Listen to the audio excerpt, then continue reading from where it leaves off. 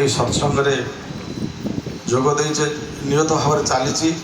କିନ୍ତୁ ଆଜି ଦେଖାଯାଏ ଏ ଯେଉଁ ଗୋଟେ ଭାବଗମ୍ଭୀର ପରିବେଶ ହେଇଛି, ମଣିଷ ତନ୍ମୟ ହେଇଯାଉଥିଲା।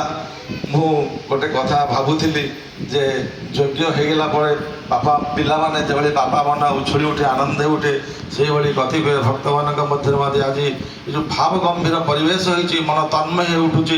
ଠାକୁରଙ୍କ ପାଖରେ ଆଜି ମନ ନିଶ୍ଚିତ ମାତ୍ରାରେ ନିର୍ଲିପ୍ତ ହେଇଯିବା ପାଇଁ ଆମେ ସମସ୍ତେ ଚାହୁଁଛେ। ଯେମିତି ସେଥିଲାଗି ଠାକୁରଙ୍କର ଯେଉଁ ବିଧାନ ଅଛି ତା ଆମେ ଯଦି କରିଚାଲିବା ଏଇଭଳି ଭାବରେ ନିଶ୍ଚିତ ମଙ୍ଗଳର ଅଧିକାରୀ ହେବା।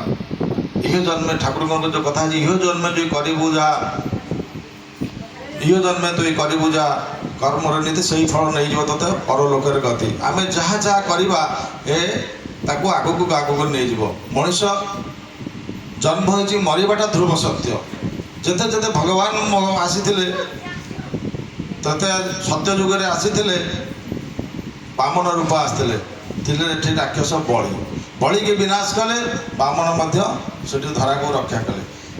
ତ୍ରେତୟା ଯୁଗରେ ରାବଣ, 3 ଅକ୍ଷର ନାମ ରାବଣ, ସେ ଯେତେବେଳେ ସଂସାରକୁ ହୁଲସ୍ଥୁଲ କରୁଥିଲା, ସେହି ସମୟରେ ପ୍ରଭୁ ରାମଚନ୍ଦ୍ର ସେ ମଧ୍ୟ ଆସିକି ଏହି ସଂସାରରୁ ପାପ ଭାର ଜ୍ୱାଳା ନିବାରଣ କଲେ।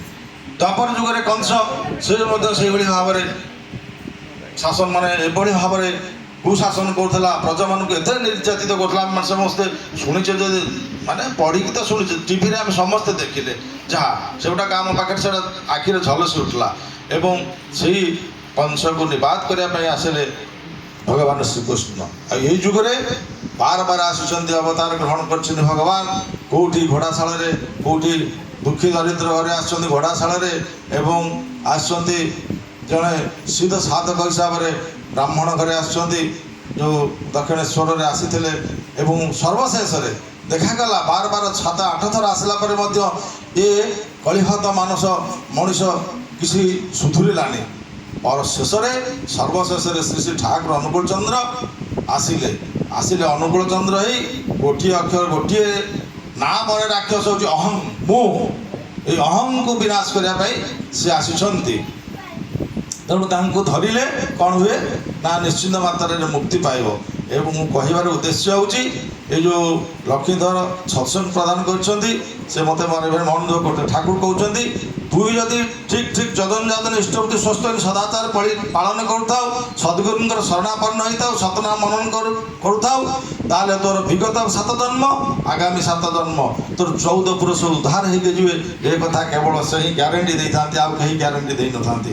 ଯେଭଳି ପକ୍କା ବ୍ୟବସାୟୀ ପାଖକୁ ଗଲେ ସେ ଠକାଠକି ବ୍ୟବସାୟୀ ସେ ଠକି ଦିଅନ୍ତି, କିନ୍ତୁ ପକ୍କା ବ୍ୟବସାୟୀ ଯେ ସେ ଗ୍ୟାରେଣ୍ଟି ଦିଅନ୍ତି। ବର୍ତ୍ତମାନ ସବୁ ଜିନିଷରେ ବାହାରିଲାଣି 5 ଇୟର୍ସ ୱାରେଣ୍ଟି, କିଛି ମାନେ 7 ଇୟର୍ ୱାରେଣ୍ଟି, କିନ୍ତୁ ଠାକୁର ଅନୁକୂଳ ଚନ୍ଦ୍ର 100% ୱାରେଣ୍ଟି ଦେଇଦେଲେ।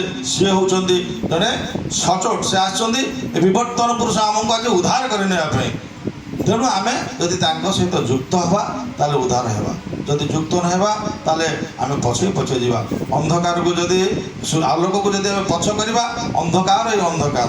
ଯଦି ଆଲୋକାନୁବର୍ତ୍ତିତ ହେବା, ଆଲୋକକୁ ଆମେ ଯଦି ଅନୁସରଣ କରି ଚାଲିବା, ତାହେଲେ ଆମେ ଉଜ୍ଜ୍ୱଳ ପାଇବା, ତେଜ ପାଇବା।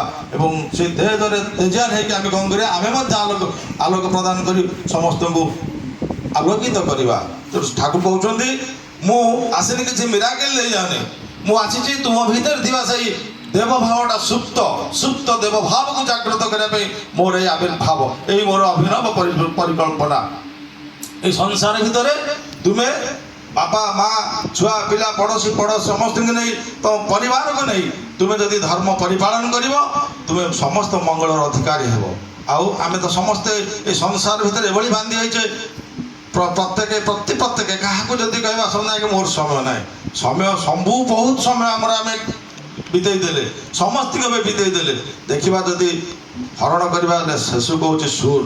ସେଇଭଳି ଆମ ଜୀବନକୁ ଯଦି ଆମେ ତାଙ୍କ ସହିତ ରଙ୍ଗାୟିତ କରିବାକୁ ଚାହିଁବା, ତାହେଲେ ତାଙ୍କ ସହିତ ଯୁକ୍ତ ହେବା।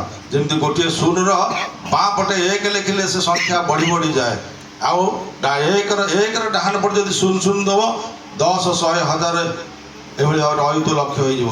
କିନ୍ତୁ ଯଦି ଆମେ ଡାହାଣ ପଟେ ଗୋଟିଏ 0 ଏକର ଡାହାଣ ପଟେ ଦେବା ଥାବ ଯଦି ଏକର ବାମ ପଟେ ଦେବା ଯେଉଁ ଏକକୁ ସେଇ ତେଣୁ ଆସନ୍ତୁ ଦାଦାମାନେ ଅଛନ୍ତି କହିବେ ଏହି ପରିପ୍ରେକ୍ଷୀରେ ମୁଁ ସମସ୍ତଙ୍କୁ ନିବେଦନ କରେ ଆମେ ଏଇ ପରମ ଅମୃତ ଆସ୍ୱାଦନ କରୁଛେ ସେ ଅମୃତ ଆମେ ଆନନ୍ଦ ପାଇବା ସଙ୍ଗେ ସଙ୍ଗେ କିଭଳି ଭାବରେ ଅନ୍ୟମାନଙ୍କୁ ଦେଇଦେବା ଆଚାର୍ଯ୍ୟ ଦେବ କହୁଛନ୍ତି ଯଦି ମୁଁ ମୋ ଆପଣମାନଙ୍କ ପିଲାଟା ଖଡ଼ି ଛୁଆଇ ଦେଲେ କି ଆପଣମାନଙ୍କୁ ଆଶୀର୍ବାଦ କରିଦେଲେ ହେଇଯାଆନ୍ତା ତାହେଲେ ରୋଗ ଶୋକ ବା ମୋ ପିଲାମାନେ ଏମିତି ପାଠ ପଢ଼ିବାକୁ ମୁଁ ଏତେ ବ୍ୟସ୍ତ ହୋଇନଥାନ୍ତି ମୁଁ ସମସ୍ତଙ୍କୁ ଖାଲି ଟଚ୍ କରିଦେଇ ହେଇଯାଆନ୍ତା ତେଣୁ ଆମେମାନେ କରିକି ପାଇବା କୃପା ହିଁ କରିବା ହିଁ ପାଇବା ଜନନୀ ସେ କହୁଛନ୍ତି ତୁମମାନଙ୍କ ଭିତରେ ସେଇ ଶକ୍ତି ଅଛି ସେଇ ଦେବଶକ୍ତିକି ତୁମେ ଯଦି ପ୍ରସ୍ଫୁଟିତ କରିବ ତାହେଲେ ହେବ ତା ଯଦି ନ କରିବା ଆମେ ତାହେଲେ ଯୋଉଥିକୁ ସେଇଥିପାଇଁ ଆସନ୍ତୁ ସର୍ବଶେଷରେ ସଦ୍ୟ ଲକ୍ଷ୍ମୀଧର ବା ବାସନ୍ତୀ ମା ତାଙ୍କର ସର୍ବବିଧ ମଙ୍ଗଳ